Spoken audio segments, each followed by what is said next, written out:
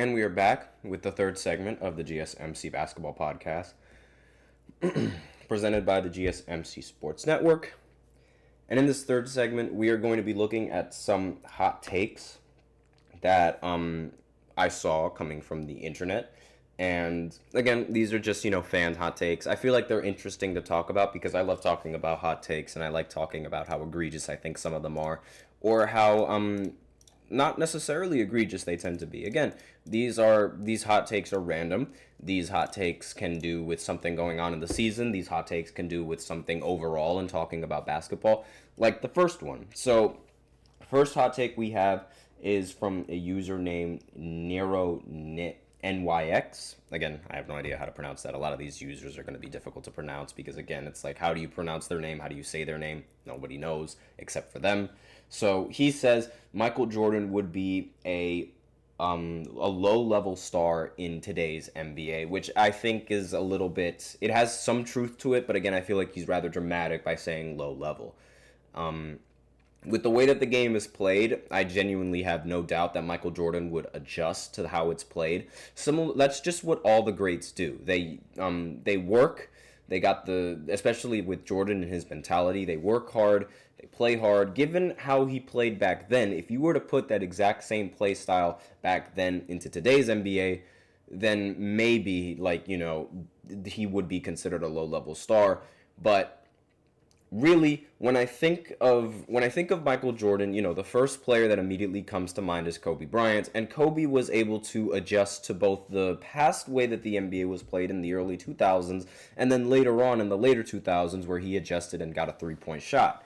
And, he was still rather consistent at shooting the three ball, even in the early 2000s, when the three ball was starting to become a little bit more popular. So I don't think there's really any reason to suggest that Michael Jordan would be a low-level star when Kobe Bryant was considered to be one of the best players in the NBA while he was playing. Not to mention the defense, which is half of the game, and a half of the game that Michael Jordan excelled at. Now, would he have gotten as many championships? The verdict is still out for that. No idea. Again, you need a team to win championships, which is something that I think a lot of MJ fans tend to overlook. A lot of people think it was just MJ doing all the heavy lifting when that's not true at all. But with that hot take, I think there's a little bit of truth in that, but I don't think it's entirely the truth. And I don't think that's fair to say that. I mean, Kobe was able to do it, so I have no doubt that Michael Jordan would be able to do that as well. And again, I'm a LeBron fan, so I feel like I would. The fact that I'm even showing any sort of sympathy to Michael Jordan should say a lot. But again, this is Michael Jordan we're talking about here. So Cam Thomas, this is the next hot take coming in. Now, it's actually from T. Yeah, that's his name, right? So Cam Thomas will lead the league in points per game. Not a very, how should I say? It's not that big of a hot take because he is one of the better scorers in the NBA as of right now. He's one of the very few pure scorers in the NBA right now. Hold on just 1 second. Points per game leaders, because I believe that Anthony Davis is ranked number 1 in points per game. Not entirely sure. I'm going to have to go ahead and look at the stats real quick. Yep, Anthony Davis is leading in points per game, 32 points per game. Giannis Antetokounmpo is second with 31. Jason Tatum is third with 30. Paolo Banchero is fourth. Jokic is fifth. Luka sixth. Seventh is LaMelo. Eighth is Kevin Durant. 9 is Dame Lillard along with Tyrese Maxey. And all the way down, where is Cam? Cam Thomas is ranked at number 18th, averaging 24 points per game. Now, the thing about Cam Thomas is he's a bit of a wild card. There are games where he's just on and he's going to drop 40. But then there are other games where he puts up a lot of stinker performances. So while I do think that this is definitely feasible, I don't think that that's what's going to happen once the season concludes. I think that Anthony Davis is probably going to continue being the leading scorer in the NBA. If not, then maybe somebody like Joel Embiid. Those are the two who I think have the best chance of leading the NBA in points per game. But again, the season is still young, so anything can happen. Ice Cold G is in the chat saying cap. I mean, again, it's Cam Thomas, he's a wild card, but I feel like Joel Embiid or Anthony Davis could be the players that end up leading in points per game, especially Joel Embiid. He's done it before. He could probably do it again, especially given how he's not going to have as big of a sample size as the rest of the players, because again, he's most likely not going to be playing in these back-to-back games. So in terms of averages, he might have the better chance of being able to continue and hold his points per game average more so than the next man up.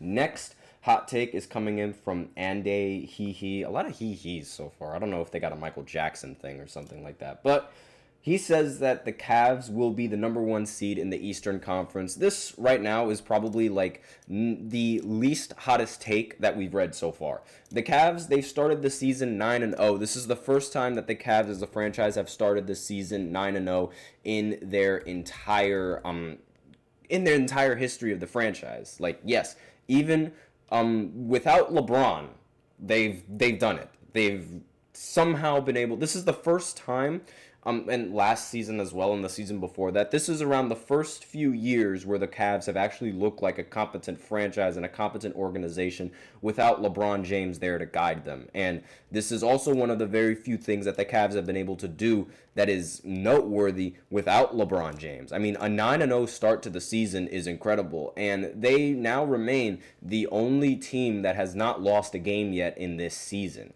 More on that later when we do the NBA recap talking about the Thunder. So not much that really needs to be said because it's not really that hot of a take in my opinion. Now, the Hornets will make it to the Eastern Conference Finals this year. This is coming from Swaggy B. Definitely not going to happen. I mean, the Hornets right now, they are ranked at number 9, and compared to the rest of the teams that are ranked above them in the Eastern Conference and the teams that I think have a really good chance to compete in the Eastern Conference, I don't see this team making it to the conference finals. I think just based off of what we know so far in this season, it's starting to look like a Cavs versus Celtics conference finals. I'm still holding out on the Knicks. I still think that, they can turn around their season. But again, so far it's starting to look like Cavs versus Celtics. They do seem like they are the best teams in the Eastern Conference as of right now.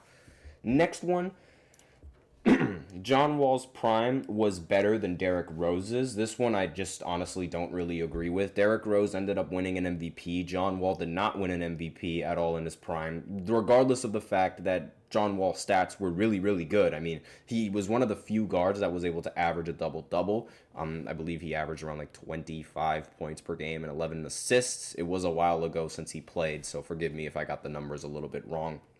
But again, his prime, like, it's more or less, in terms of playoff success, it was more or less the same as Derrick Rose. So the only thing that I can really come up with is the fact that Rose was able to win an MVP before he ended up getting injured. And I feel like a lot of people would have rather picked Rose on the a prime Derrick Rose as opposed to a prime John Wall. And this hot take came from Anthony 4K. Don't agree with it at all. Now, the next hot take is coming in from 480 Geronimo, and he thinks that the NBA Finals matchup is going to be the Suns against the Knicks. So far, the Suns are actually ranked number 1 in the Western Conference right now. I don't expect that success to be continued on into the postseason just based off of their style of play, running heavy on the isolation and Kevin Durant and Devin Booker's efficiency. Anything bad can happen if they just have put up a stinker of a game. And the tendencies of that happening when they're the only ones really doing anything with the ball in their hands is rather high. So I don't really expect the Suns to be able to make it to the finals. And the Knicks, you could argue that they'll have a much tougher road to get to the finals because they'll have to face off against either the Celtics or either the Cavs. The Cavs seem to be a lot better than the team that they were last year, despite the fact that they still have the same players. And Knicks might still be adjusting to having Karl Anthony Towns. Meanwhile, the Celtics, not to mention the fact that Kristaps is not even healthy yet and they're only 7-2, they could be a really big problem. That team has been playing with each other for the longest time, and they have the chemistry to back it up. So I don't really agree with that. The next hot take is coming in from Lucas Seaton. Forgive me if I mess up that name. Again, it's Instagram users. He thinks that Chet Holmgren is going to win Defensive Player of the Year and makes an All-NBA team. I don't agree with that at all. I think Victor Wembanyama is going to end up winning Defensive Player of the Year. I mean, he had a game where he had 9 blocks, which is ridiculous. And then it's about the All-NBA. It's possible. Again, his team is one of the best in the Western Conference, So that ultimately would give him a boost in, being able to make an All-NBA team. Next hot take coming in from Hamden N is that the Nuggets are going to finish 7th in the Western Conference. They're going to finish as the 7th seed. Now, I don't really think that that's going to happen. The reason why is because two teams are in the playoff race right now, the Warriors and the Houston Rockets. I'm a little bit more scared of the Warriors being in the postseason, more so than I am with the Houston Rockets being in the postseason. I don't think Houston is going to be able to keep this up long term. And not only that, I think the Lakers are also going to end up taking that 4th seed and possibly making the road into the playoffs a little bit more difficult for Denver. But the way that the standings look like right now, it does seem like they will finish in the 7th. So maybe not that hot of a take coming in from Hamden. But again, we'll see once the season progresses. So far, the Nuggets, they've ended up winning the last 2 games that they played, I believe. And we'll see how it goes. Actually, they ended up winning the last 3 games that they played. So we'll see if they're able to turn it around. The fact that they don't have Jamal Murray and Aaron Gordon on their roster, it might be a bad thing, but who knows? It might also be a good thing. We'll see. And then the last hot take coming in from Sadish Patel. Forgive me if I messed up that name again.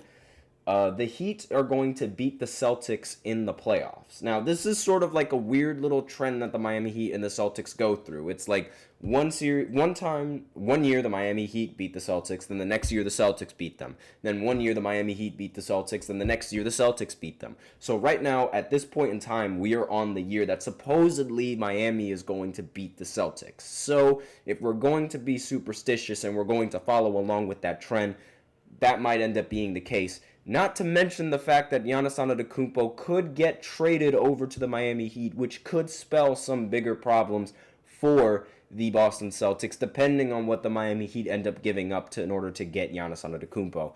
But again, we'll see how this works. Not entirely sure. Anything can happen. But if we're going to go based off of, the patterns that we've seen and the way that history in basketball tends to repeat itself, right now, we are on the year where the Miami Heat are expected to beat the Celtics. Just going off of the pattern. I think it's a little bit too early to tell.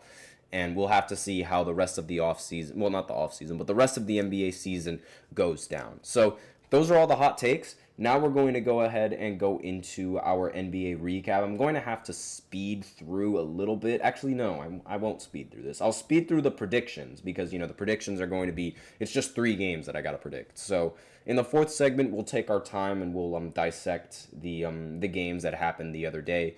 And then afterwards, we'll go into a really short recap. So stay tuned if you guys are interested right after this short break.